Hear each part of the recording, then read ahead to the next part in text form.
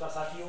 आज हम यानी आरपीएससी आरएस प्री के अंदर जो क्वेश्चन आया हुआ है और first grade second grade third grade में क्वेश्चन आता है राजस्थान के अंदर, उसमें मतलब ब्रजेश कादिर के बारे में बहुत ज्यादा बार पूछा गया। ब्रजेश कादिर ने 1857 की क्रांति से क्या संबंध था, तो हम आज उसके बारे में मतलब थोड़ी चर्चा करेंगे। ब्रजेश कादिर कौन था, किस राष्ट्र से था और किसका संतान था, किसका पुत्र था और इनकी मतलब परिवार का यानी 1857 की क्रांति में क्या योगदान था। तो देखिए, गौर फरमाइए। ब्रजेश कादिर को हमने पहले पढ़ने से पहले हमें अवध छावनी को पढ़ना पड़ेगा। अवध को यानी 1857 के अंदर अवध को पढ़ना पड़ेगा। अवध सबसे पहले ये जानना पड़ेगा कि अवध है कहाँ। अवध को मतलब यानी अवध की रियासत थी, मुस्लिम रियासत थी। वहां की रियासत के जो उनका शासक थे वो अपनी उपाधि नवाब लिया करते थे। नवाब के नाम से मतलब उपाधि धारण किया करते थे। और नवाबों की नगरी थी लखनऊ। ये जाहिर सी बात है, लखनऊ नवाबों की नगरी थी और लखनऊ है यूपी में है, तो निश्चित रूप से फिर ये अवध यूपी में हुआ। यानी मतलब अवध लखनऊ को अवध कहा जाता है। अब बात 1857 की करें। 1857 के समय मतलब वहां पर शासक था वाजिद अली शाह मतलब राज कर रहा था। वाजिद अली शाह यानी अवध पर शासक वाजिद अली शाह था और वहां पर राज कर रहा था। उस समय मतलब वाजिद अली शाह की उम्र लगभग यानी 60 से पार हो चुकी थी, 60 वर्ष पार हो चुकी थी और एक्सपायरी डेट के तहत मतलब जा रहा था। और 1848 के अंदर यानी 1848 में डलहौजी ने एक यानी नीति जारी की थी। वो थी राज्य हड़प नीति। यानी हड़प नीति के तहत यानी इस का अवध रियासत को मतलब हड़पना चाहता था। डलहौजी हड़पना चाहता था, तो इसके तहत यानी इसकी कोई संतान नहीं थी अवध में यानी वाजिद अली शाह के, और 60 वर्ष की उम्र पार कर चुका था। वैसे ही वो एक्सपायर हो रहा था। इस वजह से मतलब उसका कोई पुत्र नहीं था। तो अब बात आती है बेगम हजरत महल। बेगम हजरत महल का क्या संबंध है इससे। बेगम हजरत महल मतलब बेगम हजरत महल यानी वो थी फैजाबाद की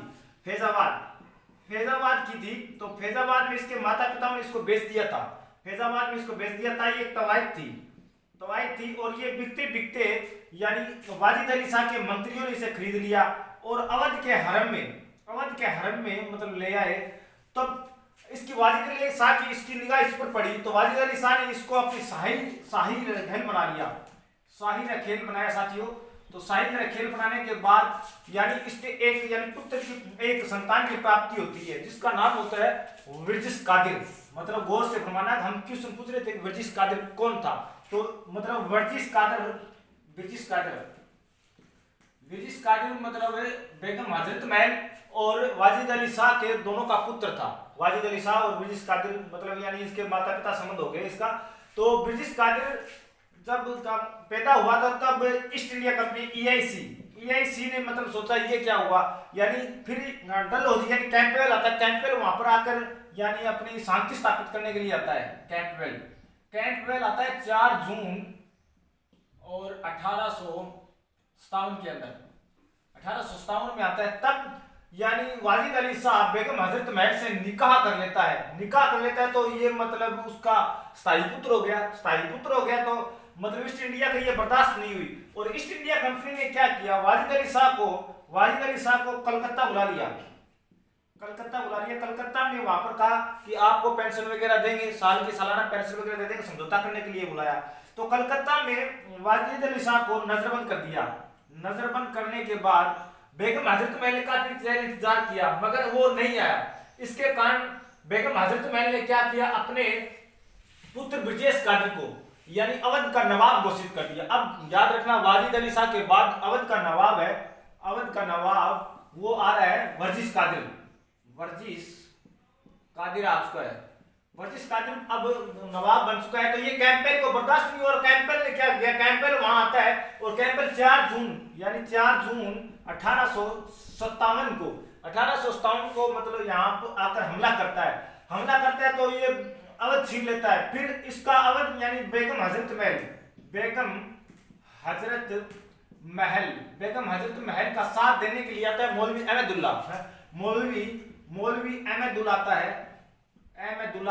अहमदुल्ला इसका साथ देता है और ये वापस अवध पर अपना अधिकार कर लेते हैं। अवध पर अपना अधिकार जमा लेते हैं। अधिकार जमाने के बाद अवध पर अधिकार जमाने के बाद यानी वहां पर लॉरेंस एक अफसर था, यानी लॉरेंस का एनकाउंटर हो जाता है, लॉरेंस एक अंग्रेज अधिकारी था, उसका एनकाउंटर हो जाता है। फिर कैंपबेल वापस आता है, कैंपबेल वापस आता है तो 31 मार्च यानी 1858 को वहां पर मतलब के शांति स्थापित कर देता है और अवध पर अपना राज सिंहासन संभाल लेता है, यानी कैंपबेल। तो इसके बाद बेगम हजरत महल यहाँ से फरार हो जाती है, फरार होकर नेपाल भागती है, नेपाल से काठमांडू भागती है, काठमांडू में जाकर वहां पर बेनाम उसकी मौत हो जाती है, बताया जाता है कि 1889 के अंदर मौत हुई थी उसकी। अब बेगम हजरत महल यानी अब इसका मतलब यानी अवध के अंदर इसको कैसे हासिल किया अवध को, तो कैंपबेल ने और ईस्ट इंडिया कंपनी EIC ने मतलब एक अफवाह फैलाई कि अवध के अंदर कुशासन लागू हो रहा है, तो ब्रिजेश कादिर कुशासन लागू कर रहा है वहां पर, तो इसके कारण जनता वहां पर परेशान है, इस कारण इसको वहां से हटा दिया था ब्रिजेश कादिर को। अब बेगम हजरत महल के बारे में कुछ तथ्य हम बताते हैं। बेगम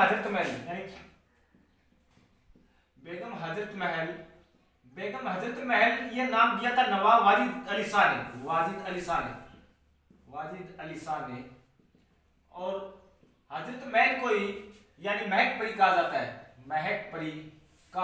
और इनका हजरत महल का रियलिटी के अंदर नाम था फैजाबाद के अंदर मुहम्मदी खानम। और साथ ही एक बात याद रखना, बेगम हजरत महल है और इसको महकपरी कहा जाता है, और महकपरी कहा जाता है महारानी लक्ष्मीबाई को, महारानी लक्ष्मीबाई को कहा जाता है, महकपरी महारानी लक्ष्मीबाई, ये याद रखना। और महारानी लक्ष्मीबाई यानी पहली हिंदू वीरांगना थी, यानी 1857 के अंदर जो मतलब यानी क्रांति के अंदर लड़ी थी। और अगर हिंदुस्तान की पहली वीरांगना यानी अपनी 1857 की क्रांति के अंदर हिंदुस्तान की पहली वीरांगना थी तो बेगम हजरत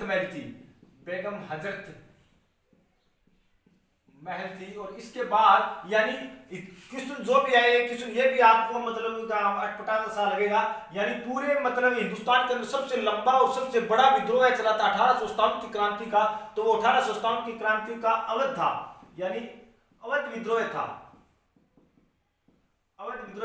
तो सीधी सी बात है कि आपको समझ में आ जाना चाहिए ब्रिजेश कादिर यानी का हजरत महल का पुत्र यानी वाजिद अली शाह का पुत्र था, और वाजिद अली शाह इसको मतलब यानी का फैजाबाद से आई हुई थी, तवाइफ थी, और अपने अवध के हराम में आई थी, और हराम में आने के बाद इसको अपने का यानी शाही का पासवान बनवाया था। शाही पासवान बनाने के बाद इसको अपना निकाह किया, निकाह करने के बाद इसका स्थायी पुत्र हो गया ब्रिजेश कादिर। ये एक छोटी सी कहानी है ब्रिजेश कादिर की, जो अक्सर क्वेश्चन पूछा जाता है RPSC RS के अंदर और राजस्थान के कर्मचारी चयन बोर्ड के अंदर। Thank you sir.